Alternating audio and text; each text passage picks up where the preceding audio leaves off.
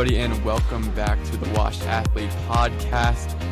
We are essentially a group of guys. There's 5 of us, but there's only 3 on today. We essentially talk about sports, movies, TV, anything we really feel like talking about. We're just a bunch of college kids, so we're out here just living our life. School started recently, but today is going to be a little bit of a different episode. Typically, we would just talk about kind of like things that happened in the week or topics that were on our mind, but today we are going to purely talk about The Boys. I finished The Boys about 2-3 days ago, and Andres and Raj have been done for a long time, so we figured there was no better time than to break down The Boys, because I think it's definitely on like the top of everyone's favorite shows at the moment, right?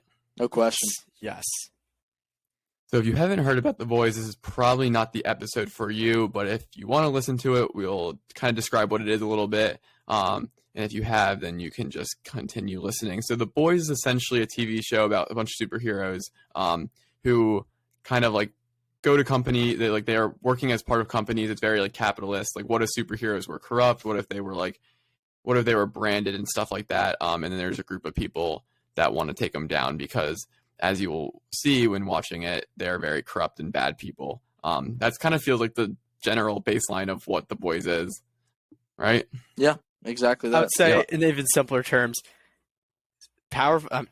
superheroes meet capitalism. United States of America. What if Yep. superheroes were privatized? There you go. Yep. So very, I don't know. It feels like a simple concept, but when you watch it, you see how many layers there are to it, which is one of the cool things about it. So, again, if you haven't watched The Boys and you don't want it spoiled for you at this point, I would not continue watching. We don't have many spoiler-free thoughts because there's spoilers like every single 5 minutes of the show. Yes. Because big things happen all the time. So, again, if you care, stop watching. If you don't care and you just want to kind of hear about it and what happens as we kind of detail through each season, keep watching. We'll love to have you. So I guess going into general thoughts, I'll start with you, Anders. What are your general thoughts about the show? Impressions, just what are you thinking about The Boys?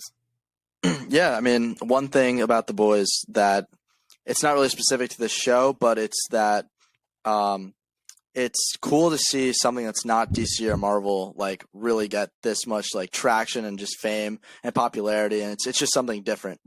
We haven't really seen anything like this before, because with the MCU, we're used to lighthearted, classic superhero-esque movies and TV shows, and this is just wow. It's more real, because if I genuinely believe if superheroes were real, we would probably get something like that, honestly.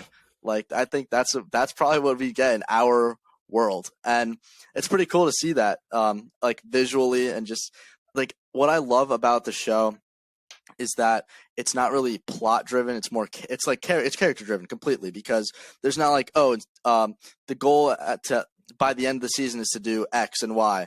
It's rather something comes up with the character. That's just what keeps the plot going forward, and I think that's really fun. Raj, yeah, thoughts on The Boys? Where do I start with The Boys? I mean, the day I came back from Jersey, I was introduced to The Boys by Jacob, and he specifically made me watch the first scene. And Yes. that was quite honestly, it reeled me in a lot, and after slowly going through it and watching The Boys and everything, it's at first you're oh, this is a really cool concept, and then it starts tackling a bunch of underlying themes present throughout the entire show, and it's really cool to see.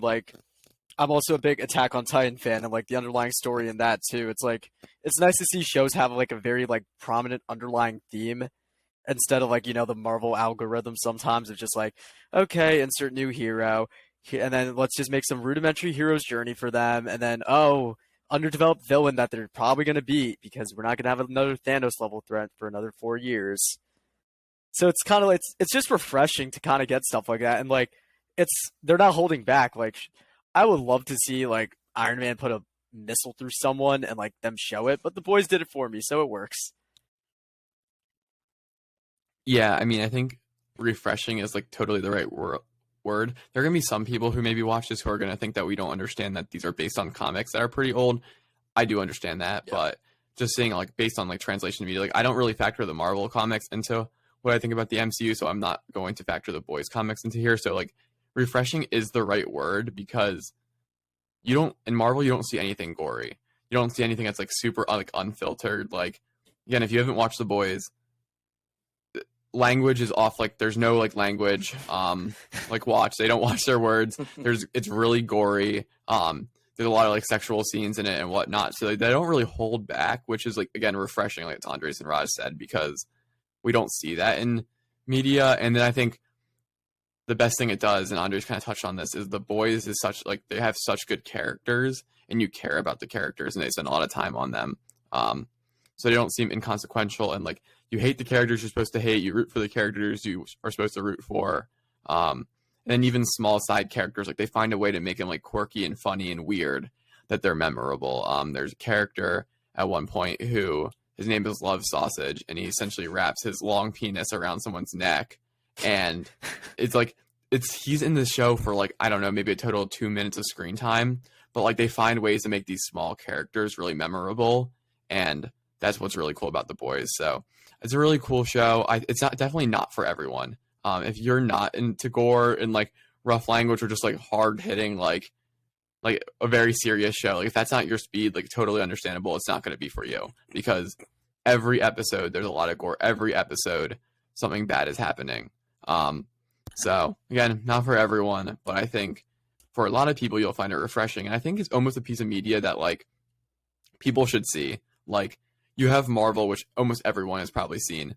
At least one Marvel movie or one Marvel show, and you watch The Boys and you realize how different it is. So I think if you have the opportunity to watch it, at least give one episode a shot, which I think would hook you in, because we'll talk about it a little bit as we break down the seasons. But like the first episode, there's just some crazy stuff that happens in it, and you want to see it paid off. And that's kind of what The Boys does. Like it constantly like brings up plot lines.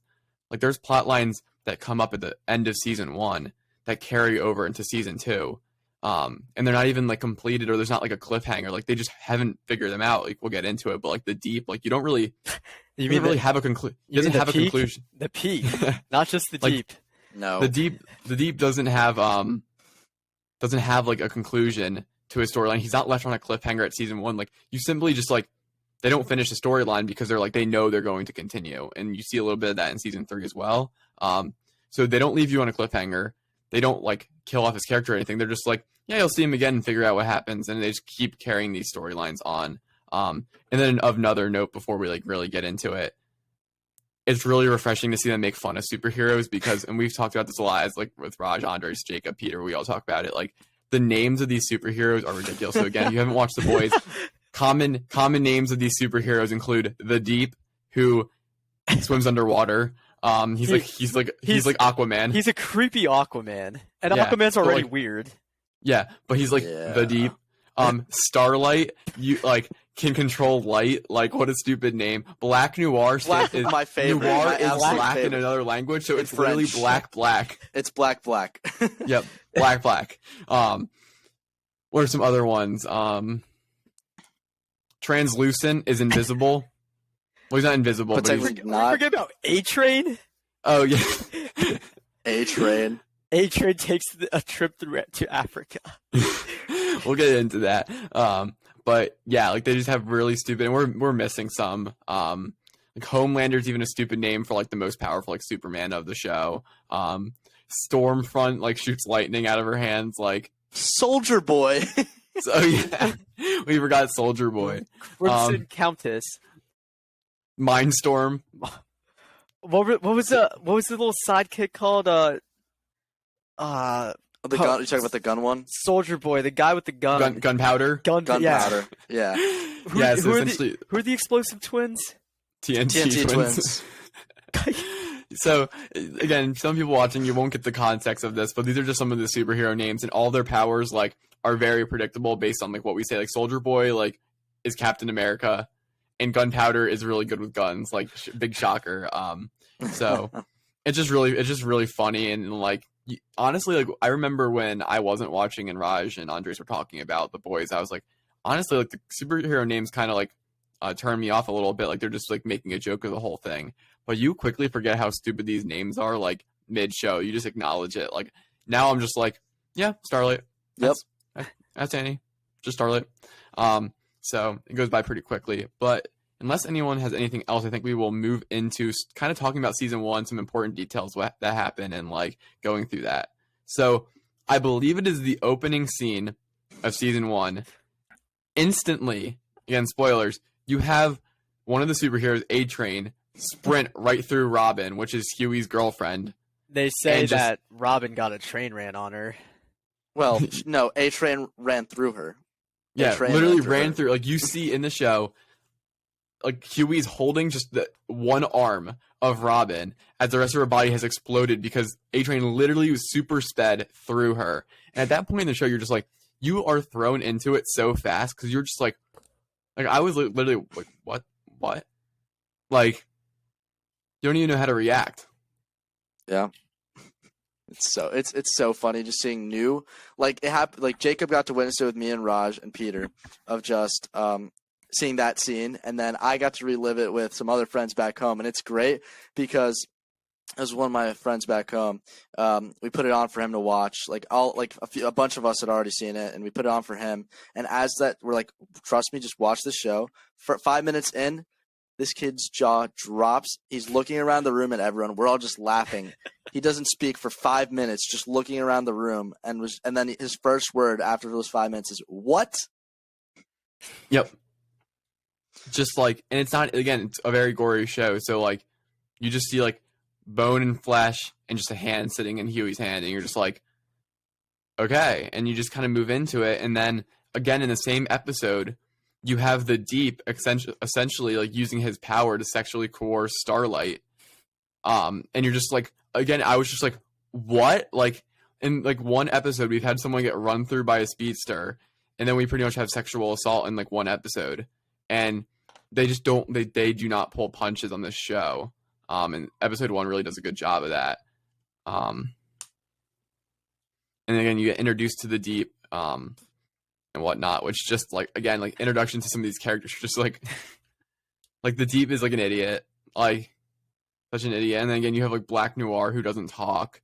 And we meet Translucent, who has to walk around naked so that he can be like invisible. So they constantly have like jokes about him just like being naked, like he's chilling in the bathroom at some points, like naked, watching people, and just like a whole thing.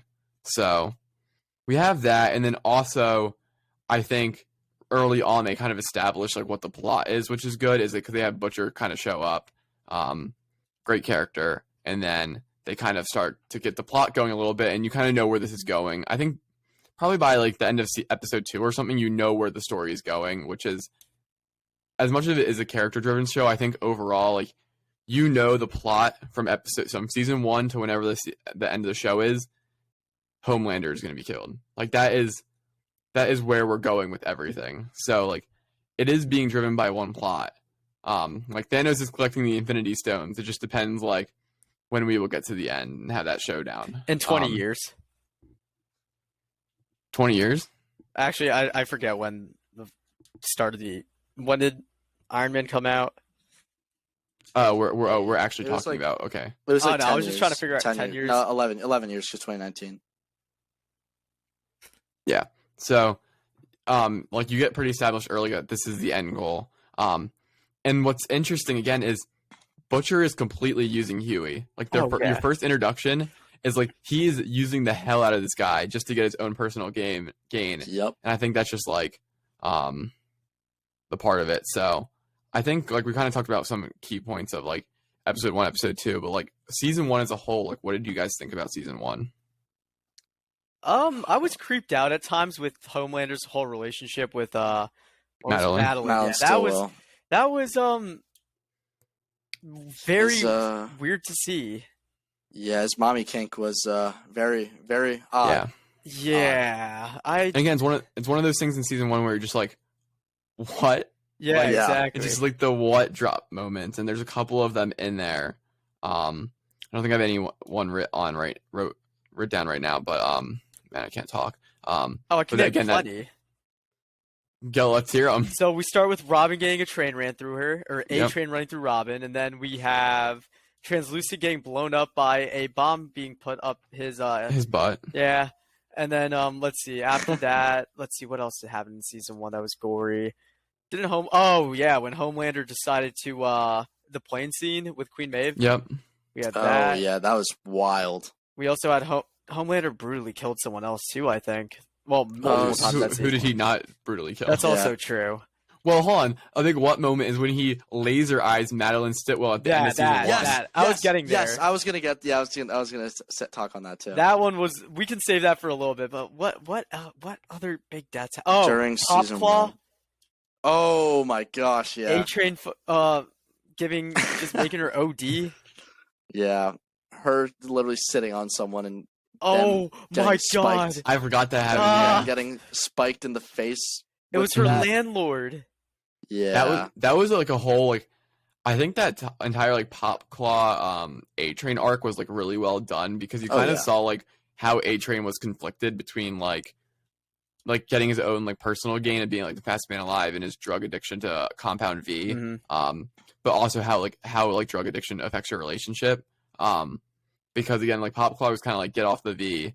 And eventually like she like felt like she wasn't like close to him enough, so she ended up taking that drug, kill someone, and then it gets extorted, and then A-Train ends up overdosing in the season 1 finale. Which I think that is like that's like season 1 definitely had the biggest like cliffhangers at the end of the episode because at the end of season 1, Oh my you god! learn. Wait, we forgot Kimiko just ending that gang, Oh yeah, ripping the dude's face Ripped off. that dude's face off. Yeah. Kimiko's also really well done. She's character. awesome. She's awesome. We'll get into that a little bit, but like at the end of season 1, like that cliffhanger is crazy because you figure out they're hiding Becca, and like the kid with Ryan, like you learn that at He the actually, end. his son didn't die. He wasn't Yeah. like he was lied to. Which was really like it threw me off at first because like, I said I didn't really know what was going on because they show like clips in the season of like Becca dying in childbirth. Like they show like her like pretty much her being ripped apart by this super hero trying to be born. So then I don't know why they really showed those clips if she was still alive. Like they could have just like not done that. I think it made it more confusing. But, Yeah. No, I totally agree. I was lost. I was definitely lost. because they showed clips of her like dying or like losing a lot of blood. So maybe I think that was done because it was the doctor's like it was the vision he was putting in Homelander's head. Yeah, And it kind of shows how Homelander's been played this entire time, and he's not really been told anything. I think that's exactly. what did it. No, I agree. It was like his explanation being visualized on the screen. see that. Yeah, that makes sense. And then at the end again, you have A-Train like going into cardiac arrest because of his Compound V addiction. And yeah, that's like those are like the cliffhangers you live off on. Again, Madeline Stitwell gets like laser eyed, dead. Like Huey somehow pulls Starlight. Yeah, but could you guys have predicted that like Homelander doing that, at least in season 1? Like maybe I could see him doing that in later seasons, but in season 1, like him killing like the love of his life, like that I was remember wild. saying when I was watching with Peter and you, I was like, it's either the baby or her. One of them is gonna get killed off. I thought the baby, but like also I mean, we all thought the baby. Yeah, but because like that was his weak spot. That was Billy's trump card. Like I thought, like okay, like he's gonna actually get Homelander to do something that he wants, and well, we were wrong. Homelander is that far gone. He's that crazy. He literally killed his one weakness, and then at that point, you're just thinking to yourself, like, wow, you just cannot stop Homelander. Like, there's nothing you can do. Billy lost. I really thought you were about to say Homelander is that guy. No. No,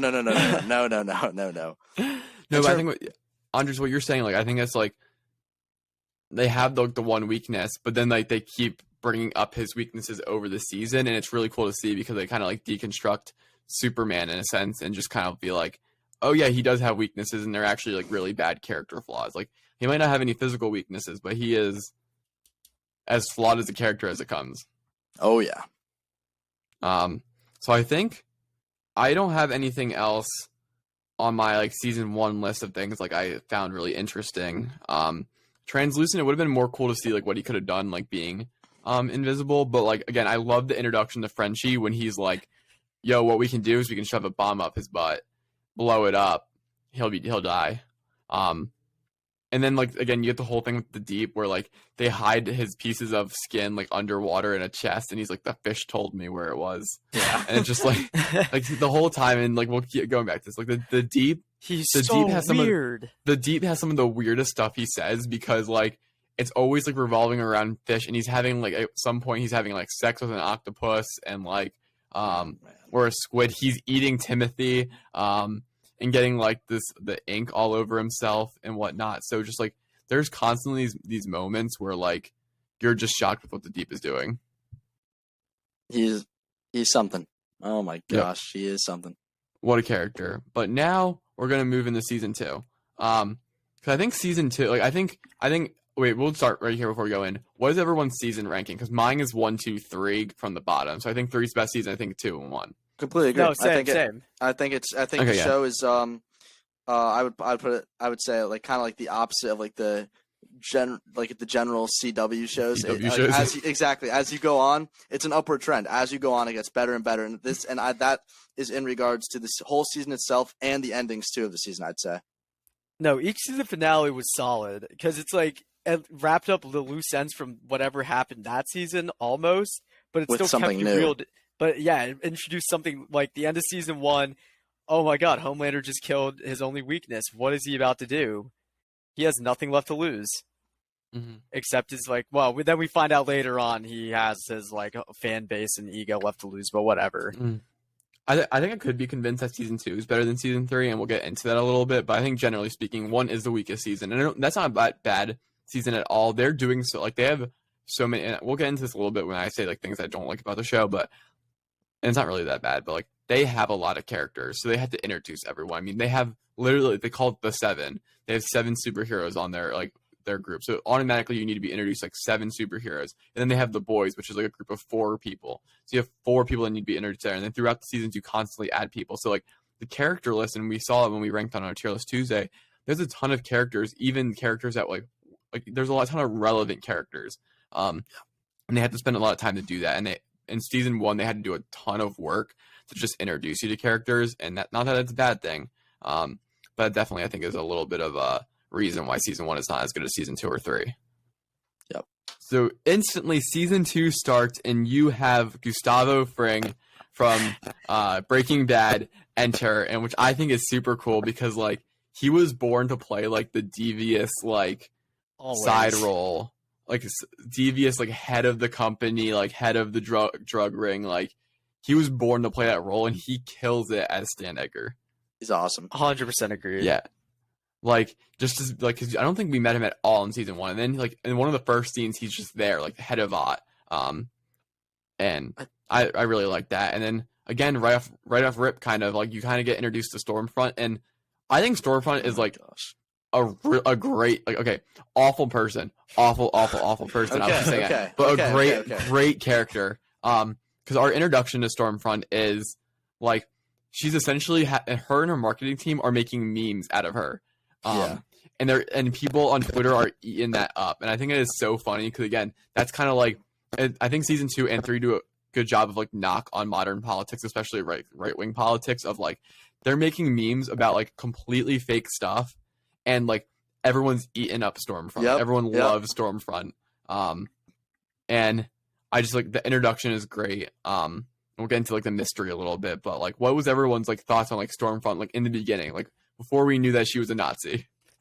Just go ahead. Unfortunately, I mean, at first I was like, I saw her, I'm like, she's gonna do something. There's something about her that's like weird. They're like waiting to review it, and then of course Jacob, he had to say something. He's like, pay extra careful attention to who she is. So of course, like I already had my doubts about her, but then we see them go meet that one lady who was like, oh yeah, I forget what her old name was before she turned into Stormfront, but Liberty. But if you think about it, the hints were there. Stormfront, like kind of with like the Nazi party with their whole like they kind of have like a storm thing. I don't know. Blitzkrieg, yeah. And it's like the color of her outfit too. Like the hints were there at the start, like that she, had something to hide. And like I'll admit, like I thought she was a pretty good addition as a character up until I found out she was a Nazi.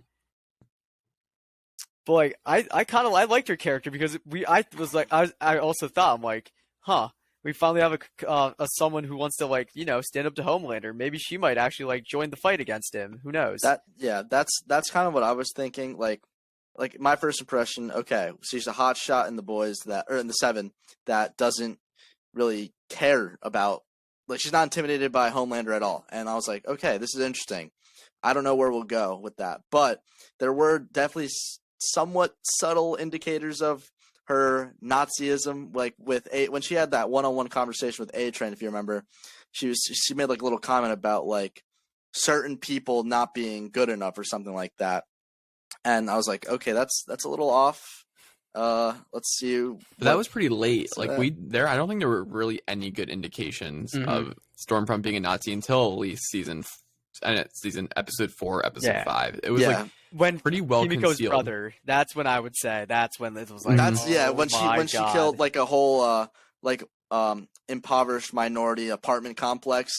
Like that was like wow. But you could even believe that was just like Stormfront just didn't care about collateral at that point. At the grabs time, Kimiko's brother and says, "You little yellow."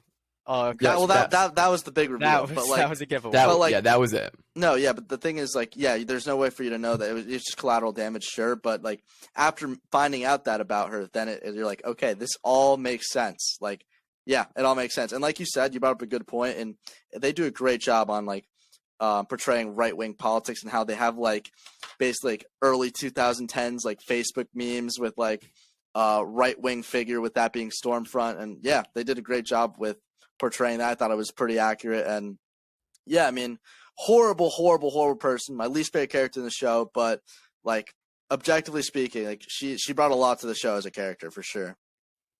Yeah, because again, like Raj mentioned, like she's like willing to stand up to Homelander. She like loves Starlight because like Starlight is like not like the others, and like again, like the memes, like kind of right wing politics, also just politics in general. Like people like making a meme like Stormfront's awesome, and people are like, yeah, like put like that's facts, like truth, and get that in a little bit in season 3. But like I don't know, I just couldn't imagine like a better character they could have introduced to the 7 to make like season 2 happen. Like it was just like exactly the character they needed, because it just brought so much like life to the show. Well, and then again, you have like why not the blonde guy? Why not the blonde guy who Homelander the ears. That also kind of that also kind of added to Homelander's whole like I forgot that happened. His like whole ego thing about like protecting his like image. Yeah, and that was a rough. I could just like I could feel that was awful. It was terrible. I could feel the pain. Yeah, but no, I was gonna say like how Stormfront. We'll get into it a little later, but how I was saying she brought a lot to the show. She really did, because she was her like death later on. I think it was in season 3. Yeah, it was season 3. Yeah, that was the turning point for Homelander, where he just goes berserk.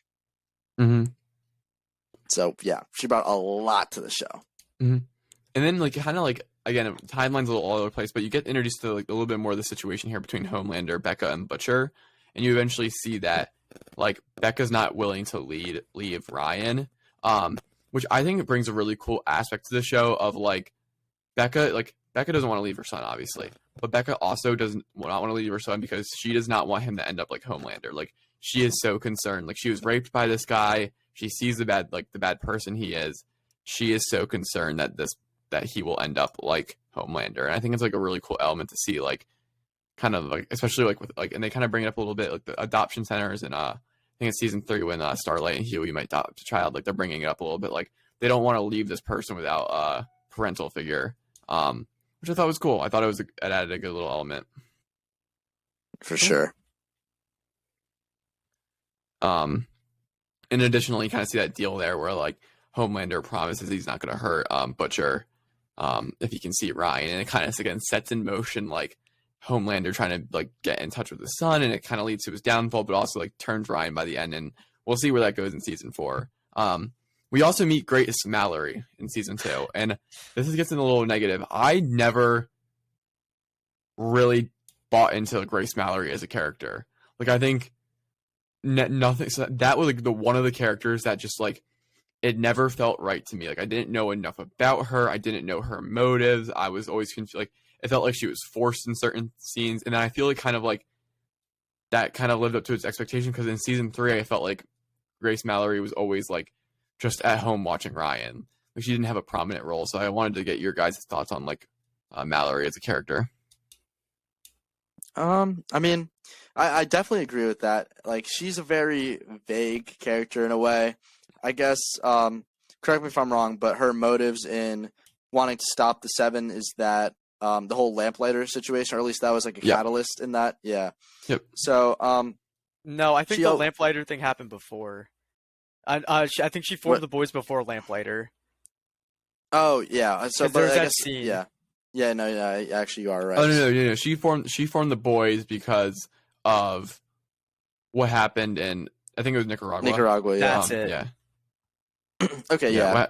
Like, I don't know. I mean, I'm glad that they at least did. Like, at first, I completely agree. Like, her being a character just doesn't leave the best taste in your mouth. Not 'cause she's a bad character. Well, not 'cause she's like someone you dislike, but also like we don't know a lot about her. So I do appreciate that they at least did give us that whole Nicaragua sequence. Hopefully, we can get a little more information on her. But yeah, no, I completely agree in that she doesn't bring too much to the table because, like, as far as we're pretty familiar with the characters, Billy is the one. He's the leader of the whole thing. Like, Grace is like kind of there, but sitting in the background. But Billy he's the one leading the charge.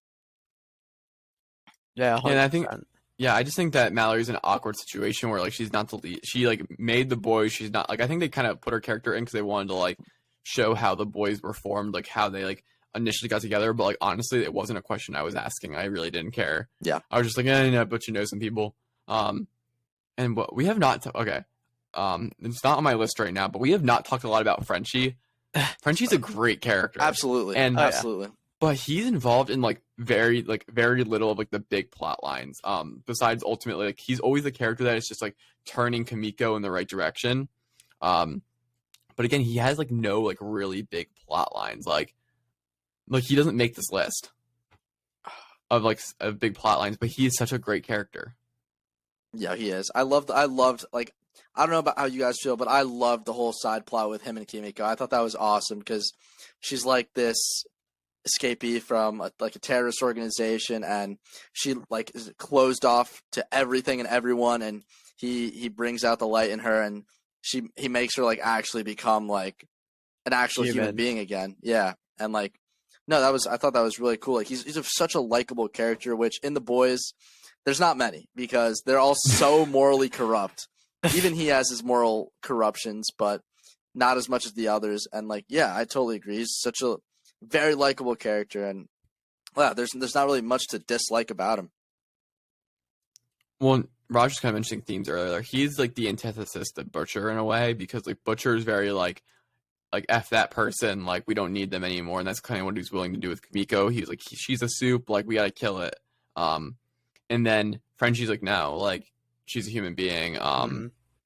Like I was in her shoes once. So again, little great things there. And then we kind of, going back to season 2, Compound V being leaked to the media is kind of like a catalyst towards like the plot. Like we kind of had stuff going down the line, but once Starlight leaked Compound V, that pretty much like set everything in motion, because that required Stan Edgar to respond, and just like a whole line of things happened because of it. And that also happened because Starlight blackmailed A-Train because of the pop claw situation. So again, like some of the stuff this show has is there's a lot of blackmail, because they like events happen in season 1 and they refer them back as like blackmail. Like, oh, you remember when you OD'd your own like girlfriend? Mm-hmm. Like, I have that on video. I will use that if you don't do what I want to do. And again, it shows like the corruption of Vought, where like all the Seven is constantly blackmailing each other all the time.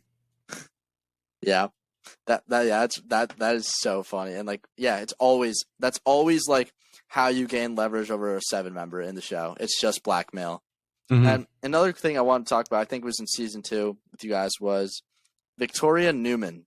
What thoughts and just on her as a character, and then eventually the big reveal? I don't know what she's planning. I love Newman. I think like she's the Stan Edgar of like, but on like a lower level, trying to gain power, and I think it's really cool. Like she's concealing her suit powers because like she knows that will like compromise her chances in like government. But again, I don't know what she's up to. Like, if by the end of season 4 she was actually like she didn't really want to be a supe, but she was just like doing what she needed to do to rise to power, I would totally believe it. Like, because like she's totally killing this president candidate, like Singer, Rob Singer. I think he's running for president. Yeah. Like, he's totally like Newman's the president. Like that guy's a dead man. Yeah, he's gone. So I think like I wouldn't be shocked if she was completely good and she was just like a double agent to get what she wanted, but I also wouldn't be shocked if she got to power and like went full like Homelander. So like you don't know what she's doing, but she's like likable enough in the scenes that you're kind of like, I'm like low-key rooting for her still, like even though she's like kind of a bad guy at the moment, because like she's very likable. Yeah. No, like what was your guys' reaction to her being known as her being revealed as the head popper? Because for me personally, I'm in a very small minority here. I genuinely had a feeling that she was the head popper because she always turned out to be at that location, always seemed to make it out, and like she seemed too like when I was at such an extreme anti-supe, I'd be like I was thinking to myself, okay, there has to be one little thing with that. If she's so anti-supe, honestly, it would make sense for her to actually be a supe. I mean, I wouldn't say I was caught by surprise. I was just more like, oh, so that's the big reveal. Okay, let's see where this goes. I knew she was the head popper before I even started watching the show. So wow. I watched season 2. I watched season 3 with you guys. Those first 2 episodes. Yeah. Okay. So yeah, oops. I already knew. But it's still like a little cool reveal, especially when she blasts off Tony's head. And you're just like, wow. Yeah. But again, I think Newman's like growing, like her upbringing, again, really brings like interesting points. Like Stan Edgar adopts her. Yeah, that was like a big twist. Yeah, like kind of like pretty much, I don't want to say raises her for slaughter, but like raises her in his own devious ways. And then Newman ends up having a daughter, not Nadia. So I don't remember his daughter's name. But Newman ends up having her own daughter and ends up injecting her with Compound V. Which again, like it's a really interesting scene because the whole time, like Newman seems upset that she's injecting her own child with like Compound V, but it almost feels like she's doing it out of necessity. Yes. Like she's holding her, she's not like, she doesn't inject her child with Compound V and say, suck it up, you're going to be strong. She's like, the whole time she's like really upset that she's doing it. Which I think it's like, you don't know where that is going yet, but it's interesting again. Like, I almost feel like it's like a way of like, I'm giving you Compound V so you can be strong, so you can defend yourself. So I'm excited to see where she goes. She's definitely going to be like, she's like Stormfront of season 4. Like Stormfront took precedence in season 2. Soldier Boy took precedence in season 3. Newman is taking precedence in season 4. I believe. Yeah. Either her or Ryan, I'd say. No, Ryan's for there's a spinoff of The Boys with the Kids. That's right. Okay, yeah. I think it's also like with a show that high profile, I would be shocked if they went to a child actor for like a majority of screen time. That's valid. Because like he doesn't have a lot of screen time, so like I'm not like trying to say he's a bad actor or anything, but like if you just give Ryan a ton of screen time, like you might just like lower the quality of your show. Yeah. But one thing we have to bring up in season 2 is the deep in the Church of the Collective, because we have some of the best one-liners, some of the most comical moments come from like the deep in the Church of the Collective, because it's all just like a bunch of like crap and like nice talk, and the deep is like not buying it, and then like suddenly he's like transformed and they like hook him up with Cassandra, his like girlfriend that like is pretty much keeping an eye on him, and it's just like all of it is so funny. Here, have a Fresca. Oh my gosh. I mean, yeah, I guess they really reeled him in with the idea that they could get him back into the 7. But again, I think it's almost like I think they're doing it like a dig at like certain like groups in society, because like absolutely. It's the whole like positive talk. They were like, deep, like you're not allowed to like, you shouldn't have done that to Starlight. And he's like, at the beginning, he's like, why not? Yeah. And then like he kind of like comes around a little bit, but then like he's just like he's like now he's like in season 3 he's like a better guy, but like not really. He's still like a jerk, but he's like nicer.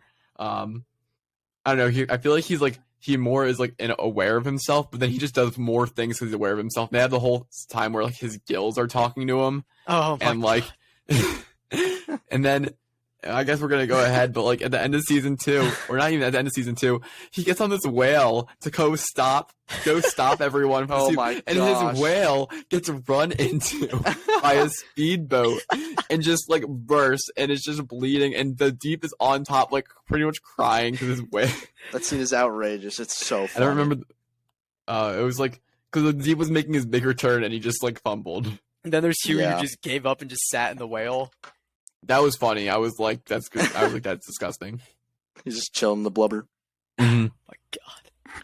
All right, so yeah, we got like Stormfront is a Nazi, and I think it was really well. I think it was really well done because like she's a suit, but like, she's not aging, and she was like there initially for like Vought, and it would totally make sense for Frederick Vought, and it would totally make sense to me that a Nazi scientist would develop a compound V to make like their race like superior like race by injecting them with it. Like that totally like historically like makes sense to me. Like I bought like that reasoning for. I often like. If I don't buy a villain's reason for being a villain, I'm kind of like that makes the villain lesser. Like I totally bought like why Frederick Vought did what he did, Absolutely. and why he was a villain, and then why Stormfront has like been living like this time through. Totally agree. And then also I think it's an interesting dynamic because like Stormfront, they kind of brought it up a little bit in that episode. Stormfront like has lived a long time. Like she had her daughter and watched her daughter die. It's like a really interesting concept. Yeah. Like, if you live that long, like you are still young, but you like raised your own daughter and stuff. So it was cool. And then we eventually figure out that she's using Compound V on adult trials. And I think that's when we meet Lamplighter. And again, I think Lamplighter was kind of a little bit of an L character because like they brought up some parts about him, but like ultimately he just wasn't there long enough. Like I actually like kind of dug him for like the time that we had him. Like I thought he was a cool character. But ultimately like they just kind of like introduced him and killed him off pretty quickly. And I think it would have been cool to see him do some good things, but you rocking with Lamplighter? I thought he was kind of mid, to be honest. I didn't like. Obviously, he had like the whole like Mallory storyline, but like I don't know. He was just when we got to know a little more of him, like in the present time, it was just he had a porn addiction and then just like didn't really do anything after that. Just killed himself and. That was that. Like I wasn't too big on him. Like yeah, we had like the whole like adult like kind of test trial like with the Compound V, but I don't know. I didn't really think he brought too much, and like his death isn't really gonna impact the future of the show in any way. It's just more about tying up loose ends. Well, I think they used his character as a way to develop Frenchie's backstory. Mm-hmm. Okay, with his friends and the ODs and stuff. Of course, yes, yeah. But I don't know, when you use like a character such as Lamplighter to like not like he doesn't really have his own thing he stands on, he's just standing on like he's just there to give Frenchie's backstory. It just kind of felt like a little bit like, wow, this big character we talked up for like the entirety of season 1 because they kept bringing up Frenchie and Lamplighter and whatnot. And then I guess we're going to talk about it now. It's on the list, but like MM to this point, is like Mother's Milk is like. Again, like I don't know why they call him that. Yeah, I don't know the context. But he's like he doesn't have any big plot lines really, but he's just always there and he's always like the good guy. Like he's like the guiding soul. Like he doesn't do anything bad. So I don't know. He's just like a great like perfect side character. You'd have to add that little stipulation of he doesn't have any big plot lines yet because in season 3 we get a lot more context in his backstory. Yes. Soldier Boy. Yeah, and MM I will say is one of my favorite characters for multiple reasons. Like I loved his storyline in season 3, and also like I think he's the most morally just character in the show. Oh, 1,000%. Oh, yeah. Well, maybe Starlight's close. Yeah, but yeah, she's close, but just with all the blackmail and stuff, I guess I think MM takes the edge. Yeah. And then kind of flying through the rest of season 2. We have A-Train gives dirt on Stormfront, and that's what leads to like them revealing her as a Nazi. I like seeing her lose it when it's discovered that she's a Nazi. Like she's like completely in denial that like she has been revealed for like the like scumbag person she is. And again, A-Train's doing this because he wants to like be back in, and like he kind of feels guilty. So it just like complicates his storyline. And then best fight in the entire show is Kamiko, Starlight, Maeve throwing down with Stormfront. That was like such a cool fight. I loved that. It was so satisfying just seeing Stormfront just getting her ass kicked. Mm-hmm. Again, haven't talked about Maeve up to this point, but Maeve is a great character as well. Yes, yes, and she definitely. I think as the show went on, she really redeemed herself in many ways. Like not in terms of being like, oh, she became a better objective character, but like more better in like of like the fan, like a fan liking her and her like just being liked. I'd say. Mm-hmm. Yeah. And then we have Ryan who kills Becca, which is crazy. Like just and Stormfront, but like eventually. Actually, no, Stormfront doesn't die. Yeah. But like takes down Stormfront, kills his own mom, and that was another like what moment. I was like, they just killed off like our main character Butcher's like love of his life. Ryan killed his own mom, and it's because he couldn't control his powers. And you're just shocked because like Becca just bleeds out, like just dies right away. Like the endings are crazy, but like at that point, I was like, oh my god, they got rid of Billy's like main reason wanting to end the 7. Like at that point, Billy had gotten done by Homelander twice in the sense that he sexually assaulted his wife, and also the product of that their kid killed his wife. Like wow, that was like at that point I was like, it's a tough look. Yeah, personally, if I was Billy, rough. I wouldn't take that. But that's just me. yeah, no, but like at that point, I was sitting there like, oh my god, Billy is the driving like force behind the boys, and he just lost his main reason. What is going to happen now? Like, is he going to lose it? Like, I was just like, I was at the edge of my seat. I needed to watch season 3 at that point. I was just wow, like that was an insane ending. Yep, and for the most part, he does lose it because going into season 3, it is all like pretty much everyone just doing like whatever it takes, doing what like it goes completely like season 3's tone is like completely like people are kind of playing conservative in the beginning. Season 3's wild. And what's interesting about season 3 is you start off and it's been like a year since season 2. Like it has been a long time. Like not for us, but like for like the characters because they've been like pretty chill and like things are tame. Stormfront's like not dead, which that changes. Like if Stormfront doesn't kill herself, that changes everything. Because that's what, again, I think Anders, you had pointed out earlier, that's what like set Homelander over the edge. So like that little detail of like her just being like pretty much incapacitated and then deciding to kill herself, that changes so much. Yep. So then this season 3 is Soldier Boy season. And we had heard the name a little bit in season 2, and it was good to finally like see him. And this is when really Soldier Boy and Mother's Milk kind of have their moment to shine. This is MM season. But again, Billy is on his own mission because he's pissed, given like rightfully for good so. reason. Yeah, rightfully he's pissed. So like you actually see like the fissure of the boys. Like you see Huey for the most part. You see Huey and Butcher go one way, and you see MM, Frenchie, Kamiko, and eventually Starlight go another way. But it shows kind of like people have other interests. Like they weren't working together as a team. So I think it was just a really interesting dynamic. We get introduced to Temporary V, which is a cool concept, but like kind of cheap. Not gonna lie, like it definitely felt like a little fan service to me. But I fell for it. Like I enjoyed it. Like I know Billy. Like, it was interesting to see Billy kind of go against all his morals and just all his beliefs in doing it. But you have to think about it. It kind of makes sense. He lost like everything, so he has nothing left to lose. Yeah. So like and that was his only chance at getting that full closure of having a chance of taking down Homelander. And like I told it to Raj or someone before it happened. Like I have a feeling that his Temp V power will be exactly Homelander because they're ultimately like kind of two sides of the same coin in a way. They are. Like, they draw parallels all the time between both of them. Exactly. So I was like, okay, that would make sense. And what do I know? That exactly happened. And I thought that was awesome. Yeah, kind of fan servicey, but man, I fell in love with that. I loved it. I did also get sick of the Huey losing his clothes when he was teleporting stuff. Like it got old. And I think they did that because they didn't want people being like, "Oh, it's not realistic for your clothes to like not follow you and you teleport, but like I did get sick of it after a while. I was like, all right, like I'm enough of the gag. But that, and then I feel like here they did a lot of political things in season 3, but they did it really well. You have Homelander essentially, like, I'm just gonna say it, pulling a Donald Trump, saying, like, spewing just like random crap about anything. Just like, this is America.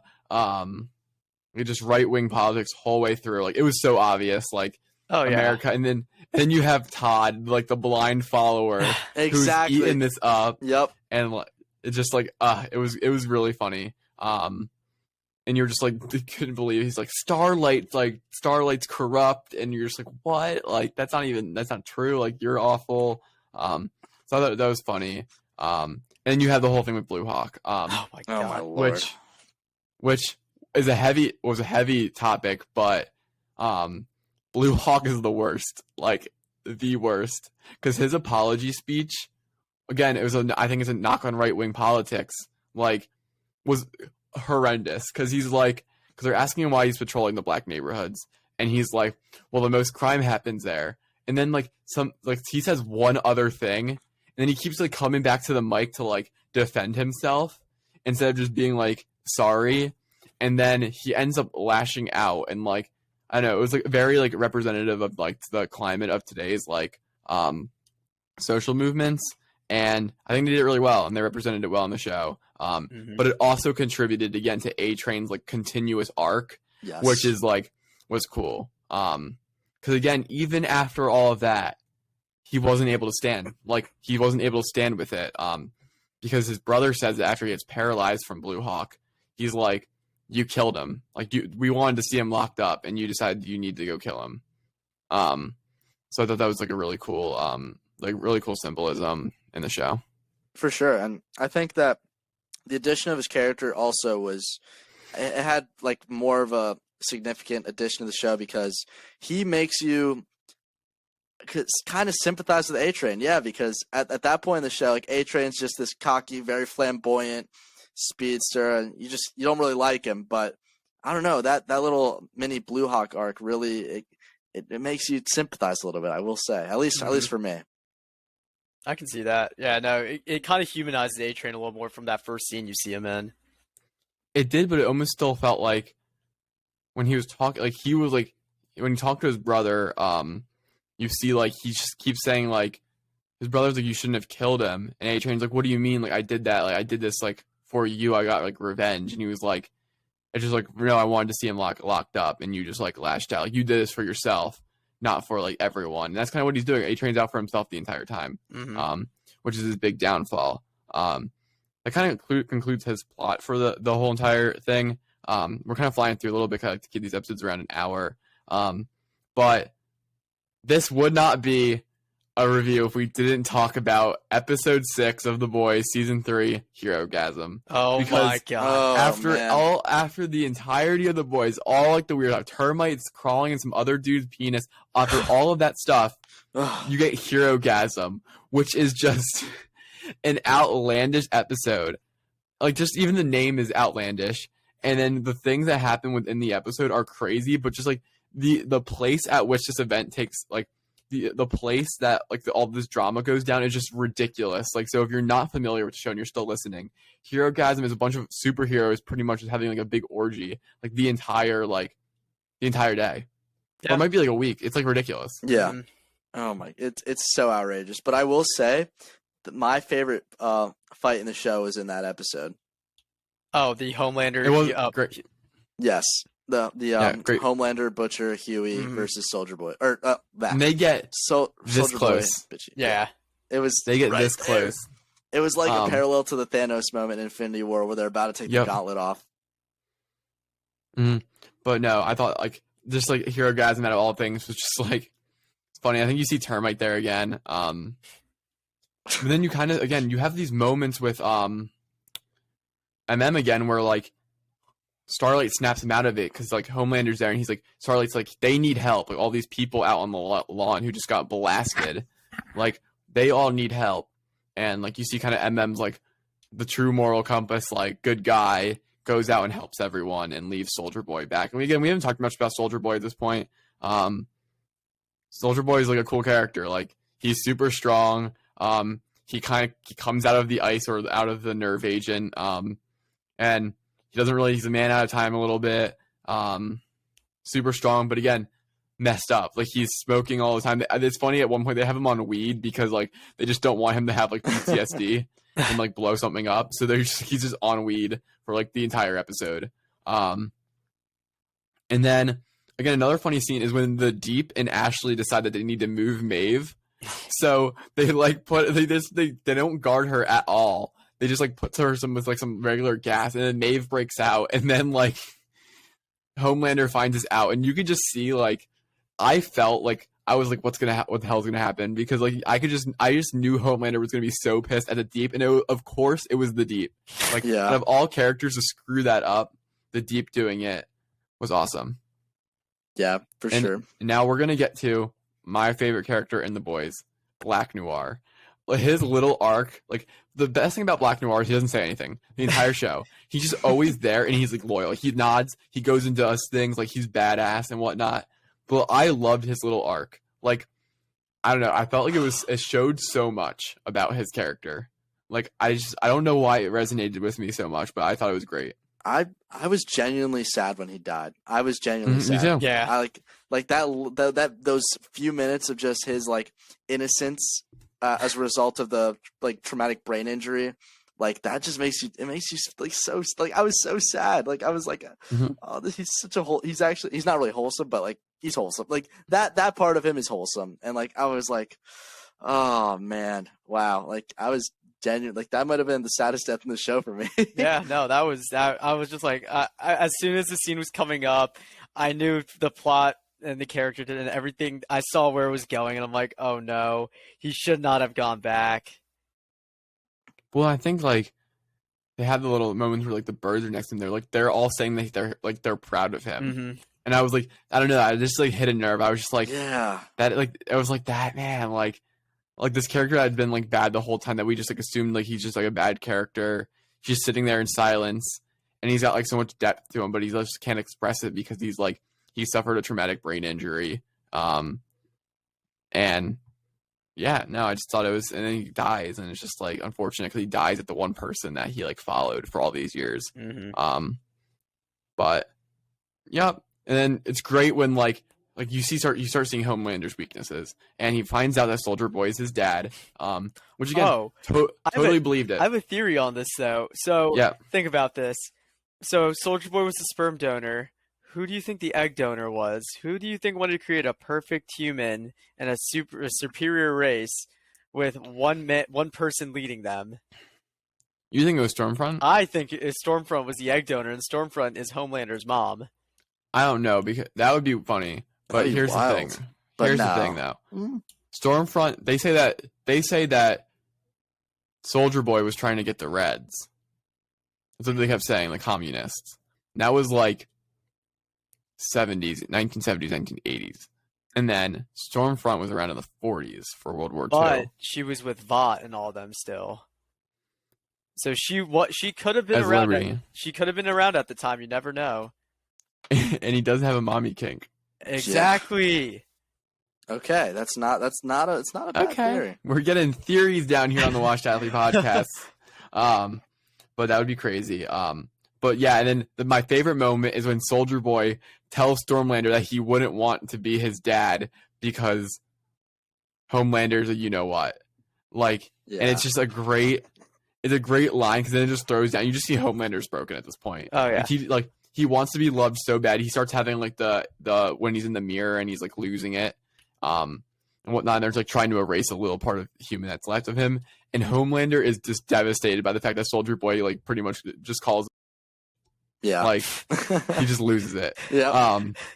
And that kind of goes down into this like big fight. And it's cool to see Huey at the end get his arc of turning on the lights for Starlight instead of like taking some V and running in. Although I gotta be honest here, I don't know if anyone felt this way. It was a big fight, and Starlight was like was floating in that air way too long. Like oh yeah, she totally should have gotten clapped. Yeah, I don't know how she didn't get melted. No, they dragged that for sure. Like, I just don't think they need, like, I think they could have just, like, had him turn on the lights really quickly and start, like, just kind of absorb it all and just, like, blast it out really quickly. Like, I just felt like it was way too drawn out. However, with that fight, though, one thing, Maeve, like, her redemption arc was completed with that fight. Completely redeemed. And that's on the Maeve list, because I think Maeve had Homelander, like, by the throat at that point. Yeah. I mean, she put a pencil through his, like, brain?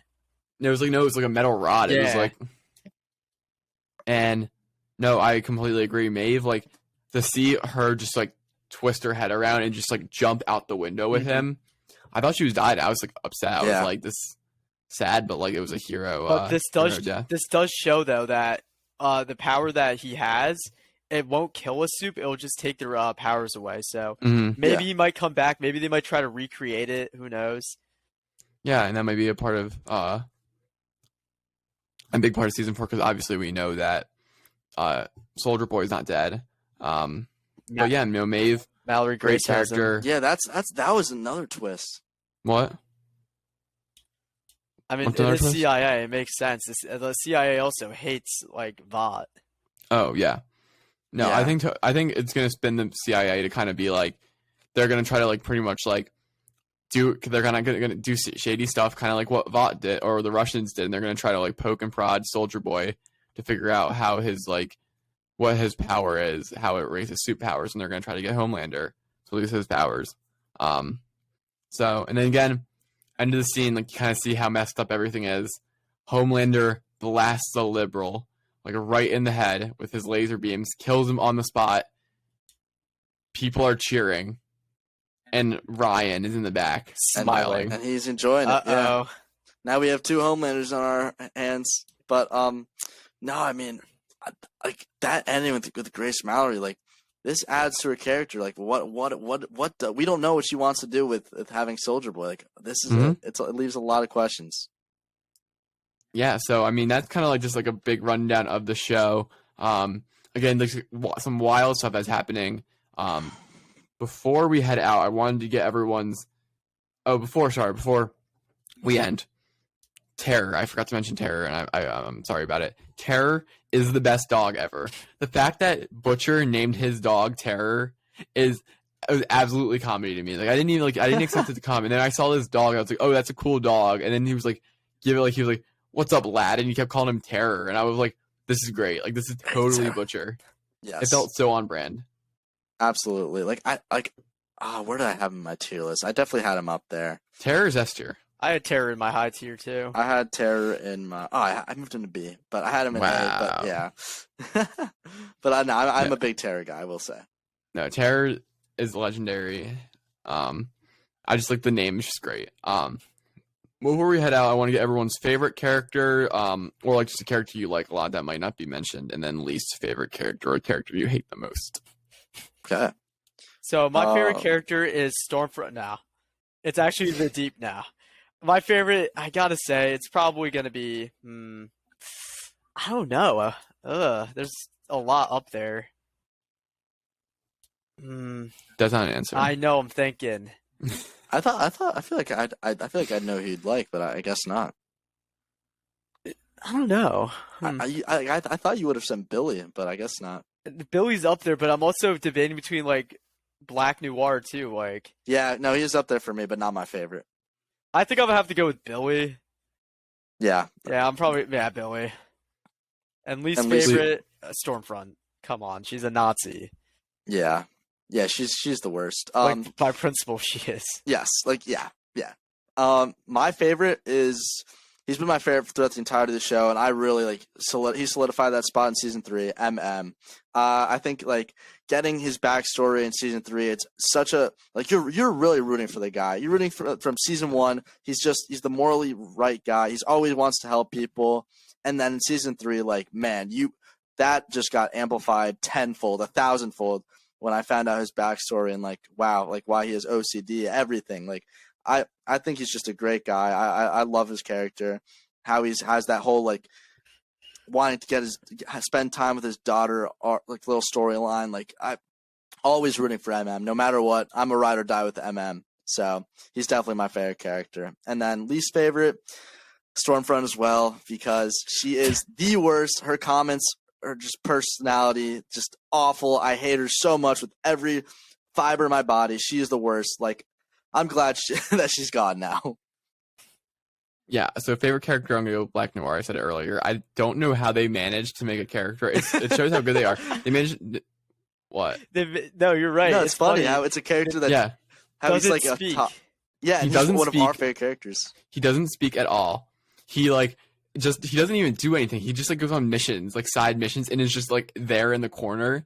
And then in season 3, they give him like a little bit of an arc with like these goofy like these animals that just like follow him around that are cartoons, and everyone likes him. Like I don't know, I think it's common knowledge that people like Black Noir, and it's just like he's got a stupid name. He doesn't talk at all, and he's just a great character. I just like he makes me happy when I see him. I'm just like this guy. Yeah. And then even Homelander at the end, like he gets like he's upset when like Black Noir like takes out his chip. He's like, I could trust that guy. And then he comes back and he's like, I always knew I could trust you, Black Noir. I'm like, this guy is loyal as hell. Like I was hyped about it.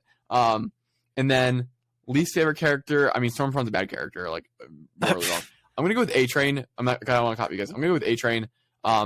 I think he could be up for a redemption arc, which would be fun, and I'm excited to see it. But A-Train is like, he's actually like, I don't know, he's just like, he's not true to himself at all. Like, at least like some of the other characters that are bad are like true to themselves. Like A-Train, like I think he has good inside of him, but he cares so much about what other people think about him that it like drives everything. Like he kills Popclaw because he doesn't want people to know that he has a drug addiction.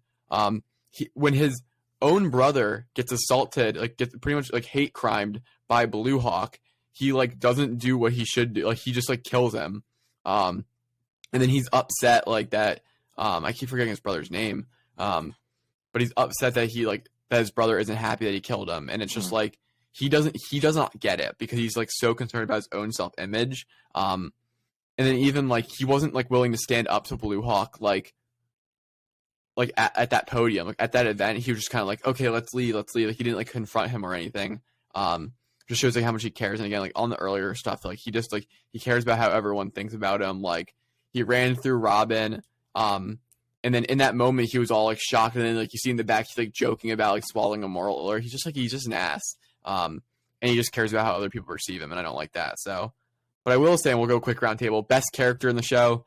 I think like best characterization. I think Stormfront is best, like most well done character because like you hate her so much, and her coming into season 2 like added so much energy to the show. Like seasons like, and then again, I liked her in the beginning of season 2. Like I thought the whole meme thing was like really cool, like refreshing energy. Like she was kind of like rooting for Star, like yeah, like screw Homelander and whatnot. And then by like season 6 in the episode, like in the season by episode 6, you hate her guts, and then you're excited when she's getting like smacked down in the last episode, season finale. So say best character goes to Stormfront. What about you guys? No, I agree with you on that. She was very well done as a character. It was. Oh man, I do agree with that, but best character like that. I mean, I would also say Homelander's up there. Homelander's too, definitely up there. development. Yes, absolutely. Because that is a good question. Like yeah, and we can sit here and do themes all day about like that come up in the show. Like I know Raj had some themes that he brought up earlier, and that he has on like we have our little notes on over here. But like one of the things with Homelander is like strongest dude in the world, most powerful soup. He has so many weaknesses. Like you could break him down so easily. Yeah. With these things, it's kind of just like everyone has a weakness. Everyone needs like help in a sense. Yeah. Another character that I hated was Ashley. She is the worst. All she cares about is moving up in VOT and maintaining that image. She doesn't care about any morals or anyone's feelings. All she cares about is moving up in VOT, and she is so annoying. Like when Maeve called her out on that, like saying, "Just be a human." Like I needed that. Like thank God that was said. Like I needed to hear that. Yep. Well, does anyone have anything else they'd like to say about the boys before we hang up this long-awaited pod? Oh yeah, Justin, I'd like you to gargle my. Okay. Soldier Boy 2022. All right. So anyway, that is going to be the end of this episode of the podcast. Like I said, this is not a mainline episode of the podcast. We're just going to upload this separately as The Boys review. But again, our college schedules are busy, so we're going to kind of like do episodes week by week, but we couldn't carve out another time this week to do like 2 episodes. So we hope you all enjoyed. If this is your first time watching the Wash Athlete podcast, welcome. Make sure you subscribe, like the video. Check out some of our other content. We do Tier List Tuesdays every day over on Instagram. The link to all our socials is down in the description. Use code WASH20 at buckdop.com, and we will see you next time. Go Kenny Pickett.